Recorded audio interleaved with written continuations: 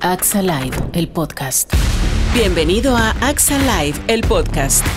El espacio donde conversamos sobre temas dentro y fuera de la caja, con las voces más representativas del amplio universo del cartón corrugado. AXA Live, el podcast. En este episodio, Gabriel Zapata, gerente de producto y asuntos regulatorios de Sun Chemical. Un saludo a toda la audiencia de AXA que nos acompaña el día de hoy, nuevamente en un episodio más de AXA Live, el podcast.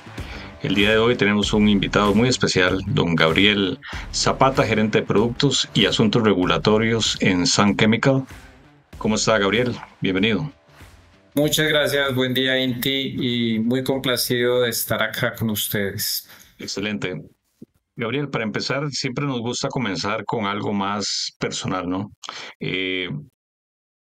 ¿Cómo llega usted a Sun Chemical? ¿Qué decisiones profesionales y qué decisiones de vida, digamos, lo llevan a esto de estar ahora en esta empresa? Y cuéntenos para los que no conocemos esos antecedentes. Bueno, es una historia curiosa porque yo creo que muchos de quienes estén escuchando este podcast van a estar de acuerdo conmigo en que la industria del empaque es una industria no muy visible desde el punto de vista profesional. Yo tengo por profesión ingeniería química. Soy colombiano, nacido en la ciudad de Medellín y vivo en Medellín. Una vez me gradué en la universidad, me tocó una época un poco compleja en el país donde había una situación política y económica bastante difícil.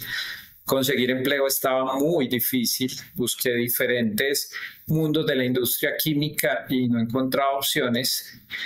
Y me llamaron a una entrevista a esta industria de las tintas y yo salí desesperado a buscar de dónde leer algo al respecto, de dónde enterarme para presentarme a mi primera entrevista y no encontré absolutamente nada. La semana pasada cumplí 28 años ya en la organización y una vez adentro te digo que es un mundo maravilloso, gigantesco. Es un mundo que diariamente trae su propia adrenalina, sus propias situaciones a resolver. No hay un día tranquilo en este mundo de las artes gráficas y eso lo pueden constatar también los colegas que estén en cualquier área asociada al mundo de las artes gráficas. Cada día trae su afán bastante intenso. Dentro de la organización sí ya he tenido muchas oportunidades valiosísimas, he estado en diferentes áreas, casi siempre alrededor del área técnica, en desarrollo de producto, he estado... Me certifiqué bajo un concepto de mejoramiento continuo llamado Six Sigma. En ese esquema, un título que llaman Black Belt ha sido muy útil como para concebir muchas necesidades de esta industria, de cómo desarrollar productos de una manera más eficiente.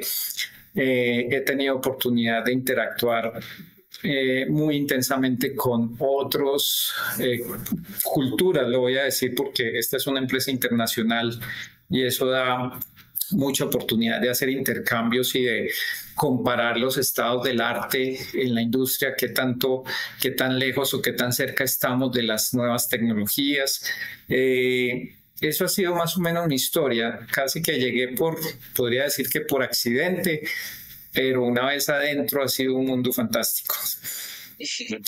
Muy bien. Y Gabriel, ahora usted lo mencionó, ¿verdad? Sun Chemical es una empresa de alcance global.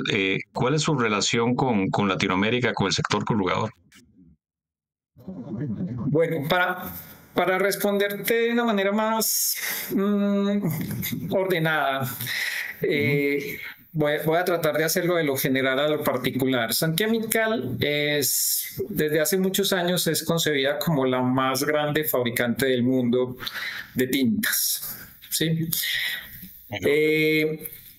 Pero hay unas historias atrás de esto bastante interesantes y realmente Sun Chemical pertenece a un gran grupo de la industria química, también muy asociado con las artes gráficas, pero con otros elementos de la industria química, que se llama DIC, decimos nosotros cuando hablamos rápidamente del tema.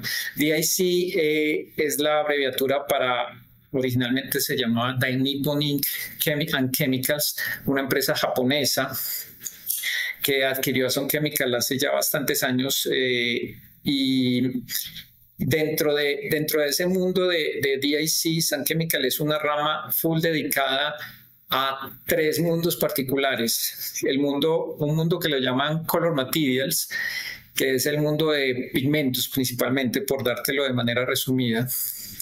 Hay otro mundo llamado Advanced Materials, que entre muchos elementos que maneja de la industria química están la fabricación de muchas resinas que son útiles para esta industria, además de resinas para otras aplicaciones de circuitos electrónicos, aeroespacial, de automotores, en fin. Ya ves pues que es una industria un poco desviada de las artes gráficas.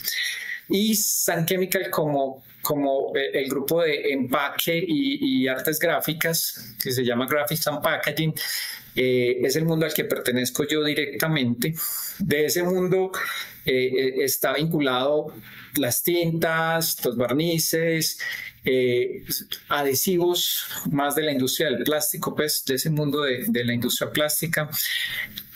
Sun Chemical tiene una operación por casa matriz en Nueva York, pero debajo de todo eso entonces se empiezan a ligar unidades de negocio y unidades geográficas. Hay una división específica en Europa, hay una división específica en Norteamérica y hay una división específica en Latinoamérica. Dentro de Latinoamérica, Sun Chemical tiene plantas en básicamente todos los países latinoamericanos. Por listarte, hay planta en México, hay planta en El Salvador, hay planta en Colombia, hay planta en Ecuador, en Perú, en Brasil, en Chile, en Argentina. Y países que no tengan planta específicamente son de alguna manera atendidos como resultante de alguna relación con oficina de almacenamiento, con oficina y almacenamiento o por medio de algún agente. Quiere decir esto que tenemos una capacidad local en casi todos los países, pero buscamos manejar un concepto global. Lo que quiere decir es la manera como hacemos tinta en Colombia, por ejemplo, es un concepto armonizado con la manera como lo hace Francia o como lo hace Estados Unidos. Buscamos siempre, es uno de los trabajos más intensos nuestros, trabajar alrededor de un concepto de armonización.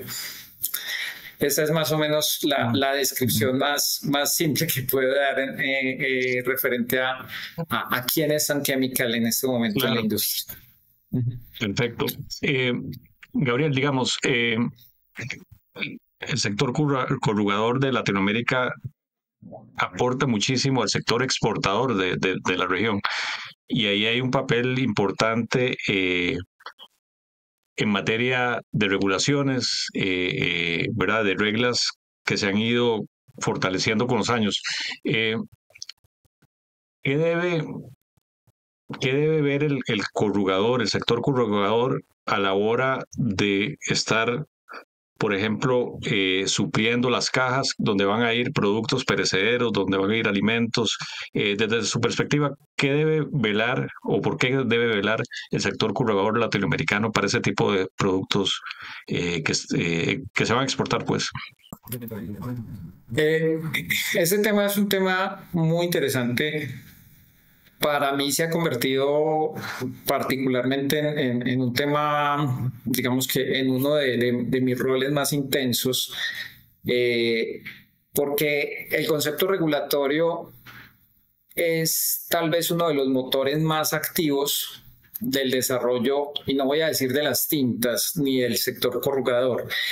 El tema regulatorio es tal vez el motor más intenso que hay de la industria química. Es sin duda alguna por diferentes razones. la industria química siempre ha sido y va a seguir siendo sometida a novedades regulatorias día tras día. Cuando digo que es el motor de desarrollo, es que nosotros recibimos novedades de características regulatorias, digamos, que provocan grandes cambios, significativos cambios en nuestras formulaciones. Anualmente nosotros tenemos casi que reorganizar muchos de los elementos de nuestras formulaciones por puros criterios regulatorios. Para hacer un ejemplo muy claro de los que están más en boga en este momento, tal vez uno de los que están más intensos en los últimos meses, el tema de un elemento químico llamado perfluoroalquilados. Ese detallito, esos componentes químicos están altísimamente asociados a unas ceras que son amplísimamente utilizados en la industria de impresión de corrugado y tiene que ver con las famosas ceras de teflón. Esas ceras son unas ceras imprescindibles para nosotros obtener un buen resultado en esa característica tan necesaria de una caja corrugada impresa, que es la necesidad de que resista perfectamente el efecto de roce, la abrasividad que una caja tiene que sufrir mientras cumple su propósito. Esas ceras, no de la noche a la mañana, de una manera paulatina, de una manera más o menos anunciada, deben ser removidas y están siendo removidas de toda la industria.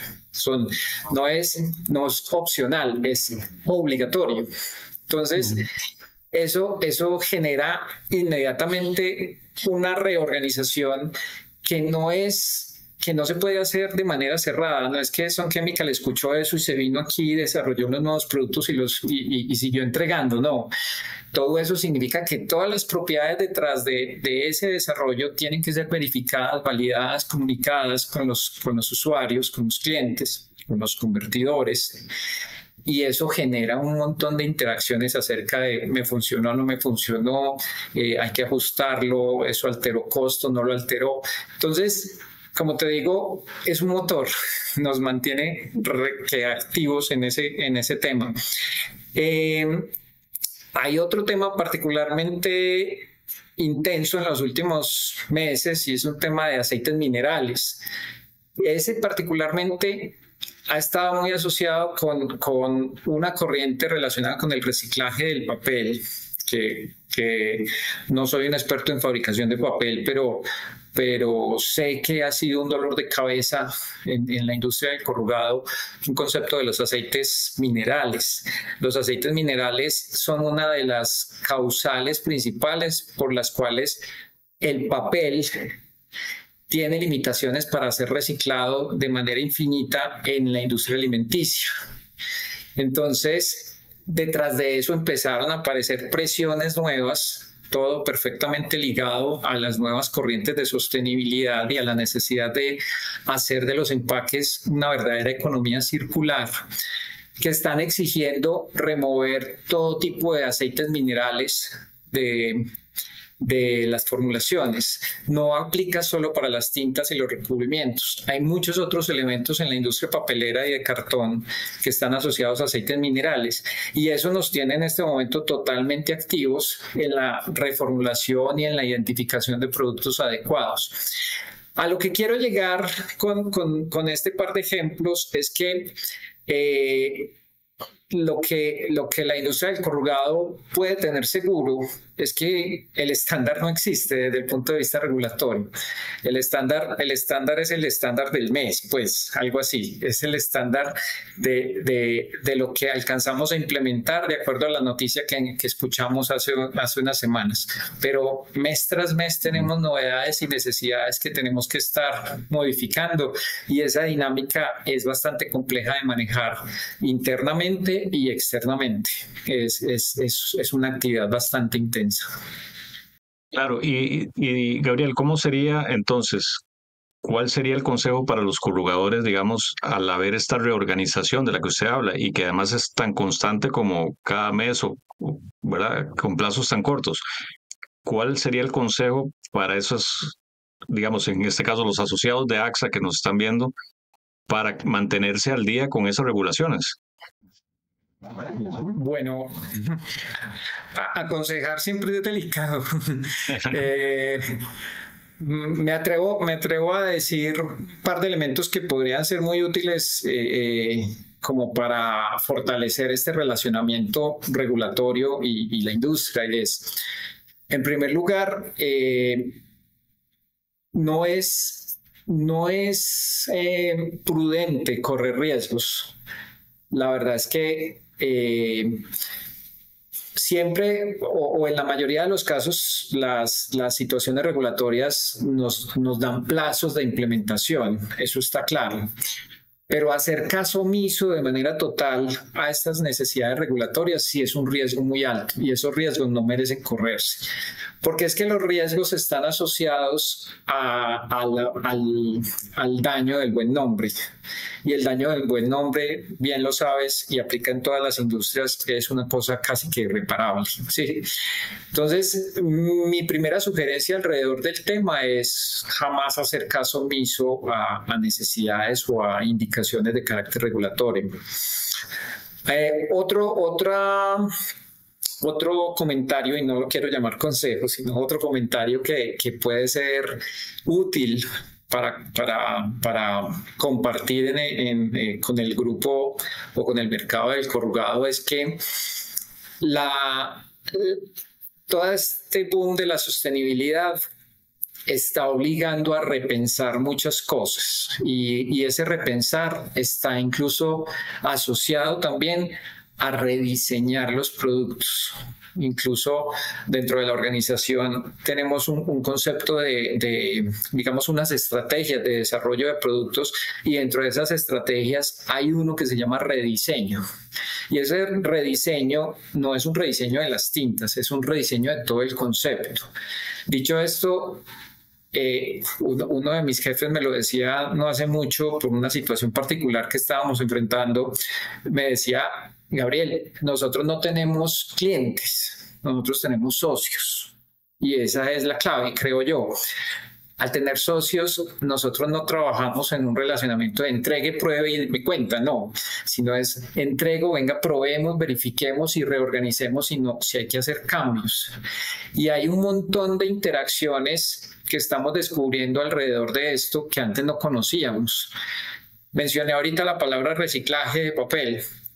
Pues nadie más lejos de qué pasaba con el papel en el concepto de reciclaje que nosotros como fabricantes de tintas. Era algo que nos tenía totalmente, pues pasaba distraído al lado nuestro. Hoy es una de las condiciones indispensables para nosotros aceptar que hemos hecho un buen producto, tener la certeza de que ese producto favorece de alguna manera la reciclabilidad.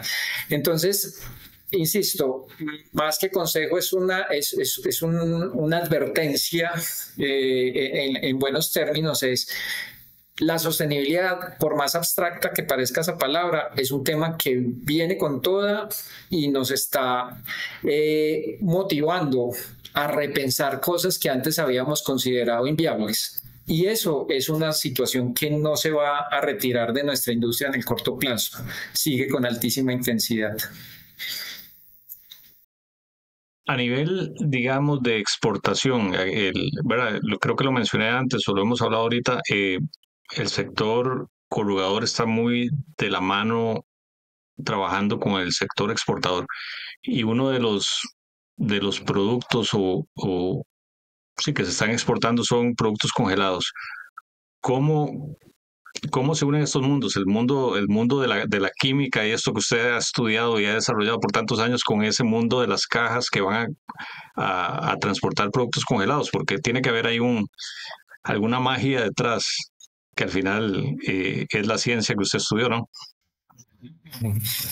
Este tema, Inti, de los productos congelados y de la exportación, de la cual el corrugado es sin duda alguna uno de los protagonistas, es un tema bastante interesante muy asociado también a esas necesidades de nuevos desarrollos y de nuevos diseños. Resulta que una buena parte, no estoy diciendo la totalidad, pero una buena parte de la industria del congelado requiere, digamos, ese corrugado que se utiliza allí requiere una ayudita extra, y es una ayudita en muchas ocasiones de unas superficies plásticas, de unas porciones plásticas que protejan también a ese corrugado. Esa necesidad es para garantizar que esa caja corrugada cumple con absolutamente todas las condiciones para poder cumplir ella su propósito. Su propósito es la integridad del empaque en todo el desarrollo. En otras palabras, una caja corrugada, entre comillas, mal diseñada en una industria del congelado es una certeza de que ese producto congelado en su destino final va a ser un caos, porque entonces lo que van a obtener en el resultado final es un producto descongelado mezclado con pulpa de cartón por todas partes. Esa situación, que es una situación que el mundo del corrugado ya la tiene más que monitoreada, está directamente asociada con un concepto que es el concepto de integridad del empaque. Si esa integridad, para vos poderla lograr en el mundo del congelado, tenés que recurrir al plástico para ayudarle. Entonces, en ese instante, ese mix de plástico y papel se convierte en un dolor de cabeza para la etapa siguiente. Y la etapa siguiente es: ¿qué hago con ese cartón cuando ya cumplió su función? Ese cartón mezclado con plástico es un dolor de cabeza para el repulpado.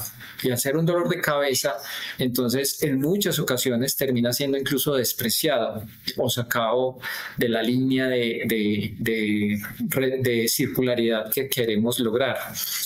Entonces, esta industria en particular tiene que pensar, la industria en particular me refiero al corrugado para congelados, tiene que pensar en cómo garantizar que ese material, sin necesidad de la ayuda de un elemento inadecuado para el proceso de reciclabilidad, pueda cumplir su propósito. Y para eso, por ejemplo, ya hay muchas opciones y opciones industrialmente ya conocidas en las que ese plástico pudo ser totalmente reemplazado por recubrimientos. Y esos recubrimientos que son capaces de reemplazar al plástico, a punto de que vos puedes tener una caja de cartón corrugado con recubrimiento y descargar en ella agua sin que haya fugas de agua por ningún espacio, porque es capaz de proteger totalmente la pulpa. Esos resultados son, digamos que son totalmente viables ya, y son probados y ya han tenido verificación, que están sirviendo a la industria del corrugado para que pueda ser un poco más cercano, o pueda demostrar de manera más eficiente que la circularidad del papel es viable. Esa es tal vez una de las exigencias más grandes que tiene particularmente ese mundo del congelado. Claro, sería interesante, Gabriel, ¿verdad? Porque viendo todo esto que hemos estado conversando, vemos que hay como ¿cómo podríamos decir? Digamos, necesitamos que los alimentos no se contaminen, necesitamos que la pulpa del papel no se mezcle con agua y llegue dañada, etcétera, ¿verdad? Hay un camino que la caja, saliendo de la fábrica, va a recorrer hasta su destino final, que queremos que sea el óptimo. ¿Qué casos de éxito se podrían nombrar, digamos, que usted recuerde con los que haya trabajado, en los que se lograron esas cosas, ¿no? Que al final la integridad, como dijo usted, de la caja se mantuvo hasta el final, y que tal vez se pueda compartir aquí con los socios de AXA. Bien, tal como mencionaba hace un momento, el tema de la integridad de la caja haciendo uso de recubrimientos es un caso de éxito muy evidente. Ese mundo está bastante asociado con la industria de productos de mariscos, de la industria de exportación de mariscos, y también con la industria de las frutas, de la exportación de frutas. sin duda alguna, hay muchos elementos ya demostrables que pues no puedo mencionar nombres específicos de marcas o de convertidores o de dueños de marca involucrados en estos desarrollos, pero puedo asegurarte que ya hay muchas decisiones tomadas y comercialmente activas en las que la caja ha sido rediseñada para que excluya totalmente la presencia de una capa de polietileno en ella, y que esa caja se le ha hecho todo el proceso de verificación de su integridad hasta el uso final y ha garantizado que ha mantenido esa capacidad de ser íntegra siempre. Pero hay elementos adicionales que son ejemplos útiles de esta industria que han sido también, que pueden ser pues motivo de retos para nuestra industria en Latinoamérica. Creo que en Latinoamérica aún están en fase preliminar, no puedo asegurar que ya estén en etapa comercial. La industria del cartón en general es una industria muy escrutada por la comunidad y en general por el tema ambiental acerca de su huella de carbono. Ahí entra un concepto nuevo que también está altamente ligado con la sostenibilidad, que es como la cantidad de dióxido de carbono que yo genero por hacer mi producto, por lograr mi producto. En ese concepto, las tintas siempre nos hemos defendido con un criterio que es global y que fue logrado gracias a unos estudios que se hicieron en Europa por una organización que se llama la EUPIA. EUPIA en algún momento, la EUPIA es como una asociación de fabricantes de tintas global. Entonces se reúnen y por convenio acuerdan declarar de manera oficial y con respaldo pues de estudios que por cada kilo de tinta que nosotros fabricamos estamos emitiendo alrededor de 3.2 kilos de dióxido de carbono a la atmósfera. Es una dimensión bastante interesante, es más de 3 veces. Cada kilo de tinta, cerca de 3 kilos de dióxido de carbono. Entonces, ese número es indispensable para aquellas empresas que a su vez tienen que hacer su propio cálculo de huella de carbono. Entonces, el cartonero, el corrugador, necesita ese número para sumar a su huella de carbono propia, porque a su vez ese brand owner, esa marca de frutas, esa marca de mariscos, esas marcas que también están siendo demandadas por ese dato de su huella de carbono, necesitan entonces sumar cuánto les aporta el empaque a ellas.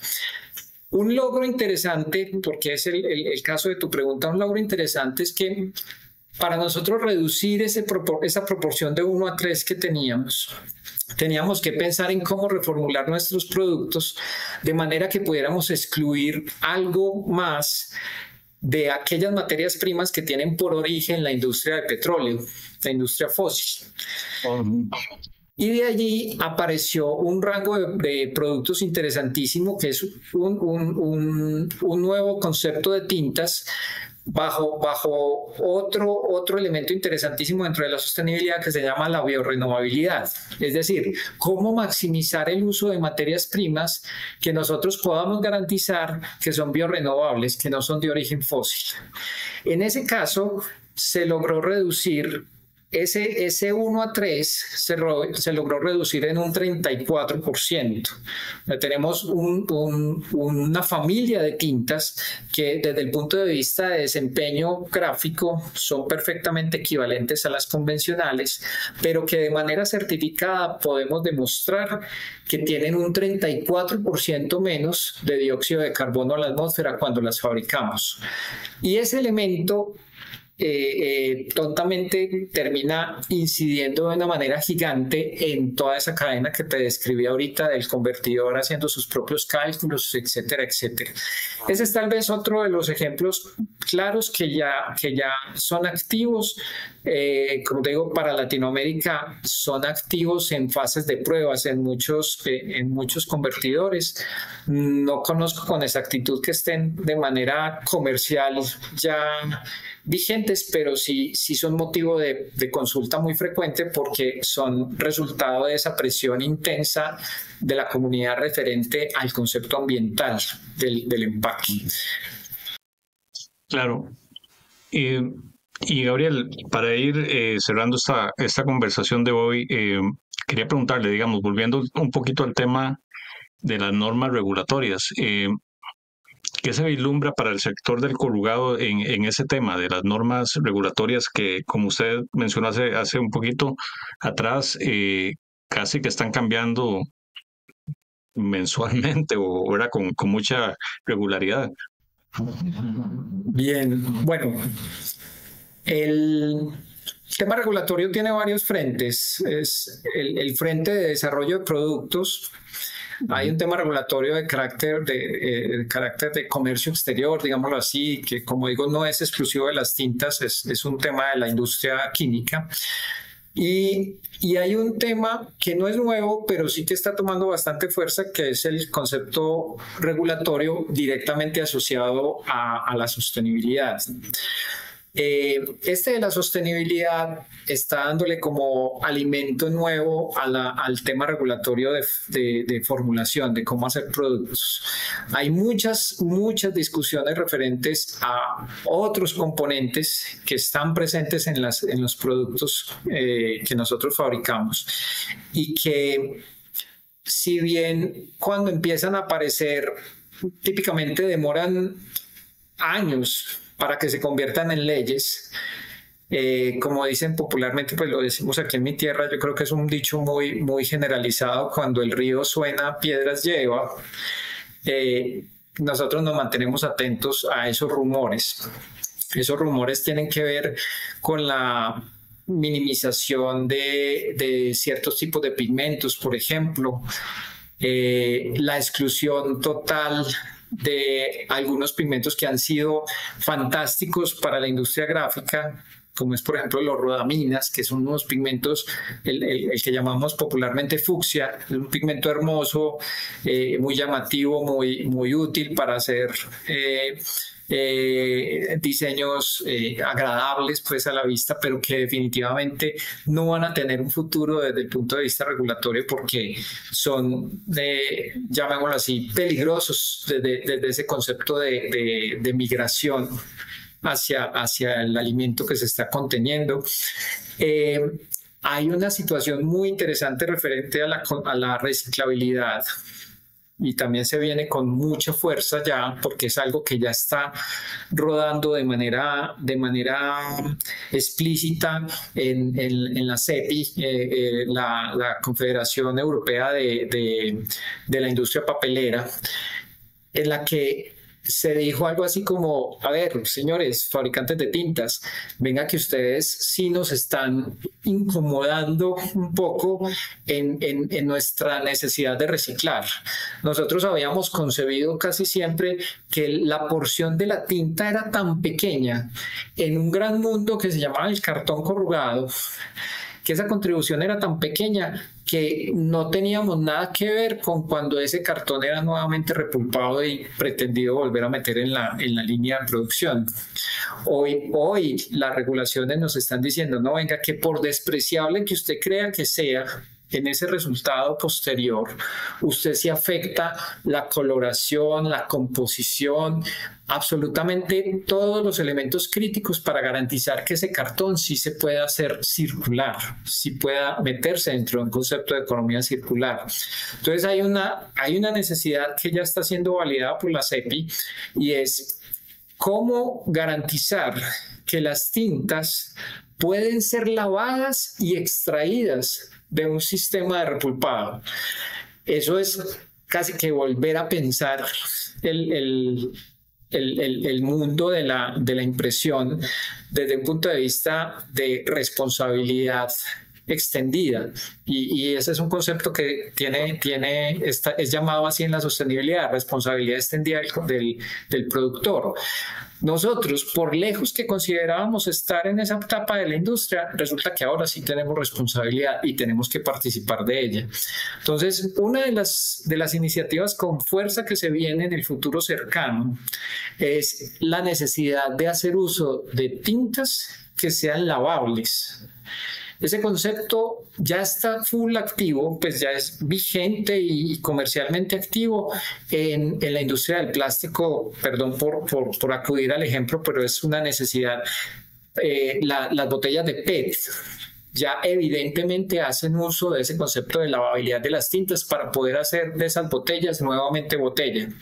Extrapolando ese concepto a las cajas, es exactamente lo mismo. La industria nos está diciendo, sus tintas sí nos afectan el color, nos afectan la composición, las necesitamos fuera del sistema, y eso significa que hay cosas por hacer.